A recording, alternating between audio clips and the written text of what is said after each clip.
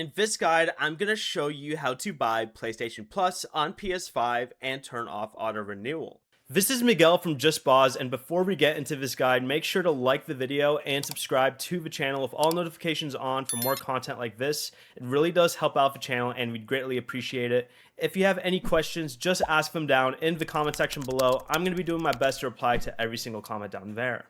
First, open the PlayStation Plus section from your home screen, or go to PlayStation Store and select Subscriptions up at the very top. But once you're in the PlayStation Plus menu, scroll down until you see the available plans: Essential, Extra, and Premium. I won't be seeing these because I'm already subscribed to the Premium option, but you can compare the features of each plan, then select the one you want and follow the payment steps to purchase it. To turn off auto renewal, you're going to want to go to your system settings, go down to users and accounts, select account, then go to payment and subscriptions, and then open subscriptions. Choose your active PlayStation Plus membership, then select cancel subscription. Confirm the cancellation.